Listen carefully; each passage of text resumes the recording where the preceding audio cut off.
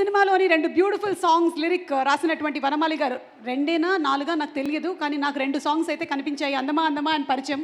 వారిని వేదిక మీదకి సాదరంగా ఆహ్వానించేస్తున్నాము. వనమాలి గారు ఫెంటాస్టిక్ లిరిక్ రైటర్, మనకి ఎన్నో బ్యూటిఫుల్ సాంగ్స్ని అందించారు వారు తెలుగు సాహిత్యానికి. వారికి స్వాగతం పలుకుతూ requesting him to please speak a few words. Sir. Thank you అండి. అందరికీ హాయ్. ముఖ్యంగా ఈ సినిమాకు సంబంధించినంత వరకు నాకు ఇద్దరే పరిచయం.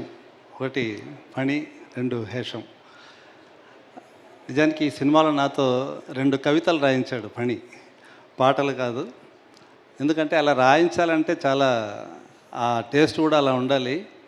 ఇవాళ ఏంటంటే కవిత్వం ఒక అంటరాని భాషగా మారిపోయింది, కానీ మా ఫణి మాత్రం దాన్ని మనసుకు అంటించుకున్నాడు ఒక పరిమళంలా.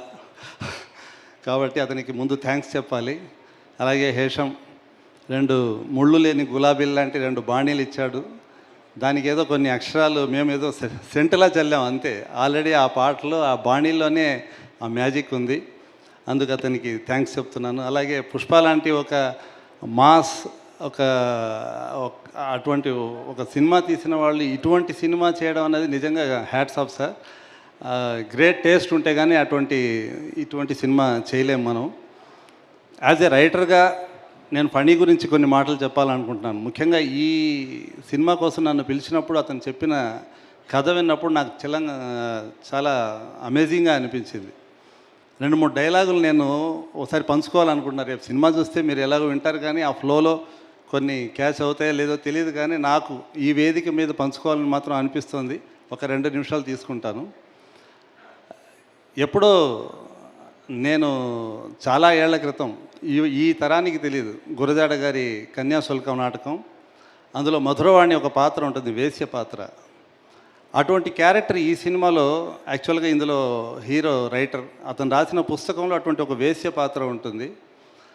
ఆ వేశ్య పాత్ర తన దగ్గరికి తరచుగా వచ్చే ఒక వ్యక్తిని ప్రేమిస్తుంది.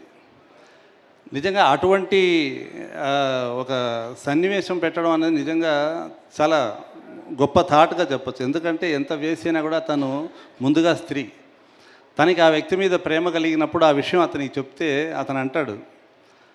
ఈ డైలాగ్ కూడా నిజంగా హ్యాట్స్ ఆఫ్ చెప్పాలి ఫణికి. అతను ఒకటే మాట అంటాడు, నీలాంటి వాళ్ళని పడగదిలో ఊహించుకోగలం కానీ పూజ గదిలో కాదంటాడు. దానికి ఆ అమ్మాయి ఇచ్చే సమాధానం ఇంకా గొప్పగా ఉంటుంది. మా శరీరాలు బురదగుంట కావచ్చు, కానీ మా హృదయం తులసి కోట. నిజంగా హ్యాట్స్ ఆఫ్ ఫణి.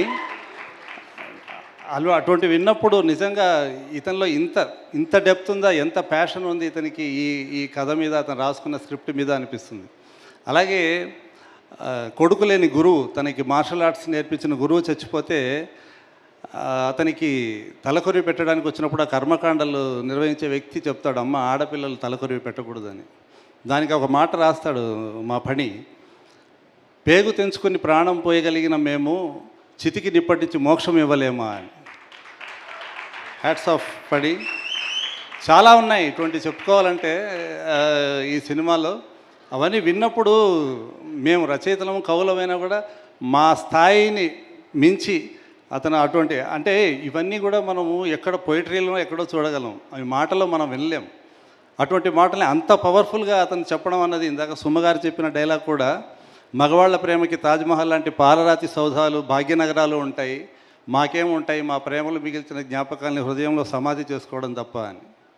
షాజహాన్ సమాధిలాగా ఆ తాజ్మహల్ కడితే మేము మా జ్ఞాపకాలని సమాధి చేసుకుంటున్నాం అన్నవి ఇంకా బోల్డ్ అని. మీరు సినిమా చూస్తే ఇటువంటివి చాలా ఎంజాయ్ చేస్తారు. యాక్చువల్గా ఇలాంటి రాయడానికి పెన్ను పేపర్ పట్టుకుంటే సరిపోదు, అమ్మాయిల మనసు పట్టుకోవాలి ఖచ్చితంగా. ఆ మనసు పట్టుకునే అద్భుతమైన మాటలు రాశాడు ఫణి. నేను ఎప్పుడూ అతనితో చెప్పలేదు, ఎందుకంటే అతను ఎంత మొహమాటస్తుడో నేను అంతే. ఆ భావోద్వేగం కలిగినప్పుడు మాకు మాటలు రావు.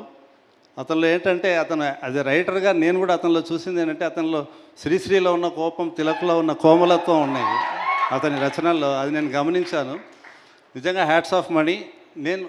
నేను ఈ సినిమాలో ఒక పాట, చాలా పాటలు రాశాను, దాదాపు 1000 పాటలు రాశాను, ఎంతోమంది డైరెక్టర్తో పనిచేశాను. కానీ ద అమేజింగ్ డైరెక్టర్, రైటర్, నా మనసుకి చాలా దగ్గరైన వాడు. ఇంకా ఇది ఎక్కువ చెప్తే పొగిడినట్టుంటుంది, కానీ నేను ఇంతసేపు ఎప్పుడు మాట్లాడలేదు వేదిక మీద. ఈ సినిమా గురించి మాత్రం నాకు ఫణి గురించే ఎక్కువ మాట్లాడాలనిపించింది. చివరిగా ఒక్క మాట, ఈ సినిమా చూస్తే రేపు అమ్మాయిలు ఈ అనంతిక క్యారెక్టర్లా ఉండాలనుకుంటారు, అబ్బాయిలు ఇలాంటి వ్యక్తిత్వం ఉన్న అమ్మాయితో జీవితం గడపాలనుకుంటారు.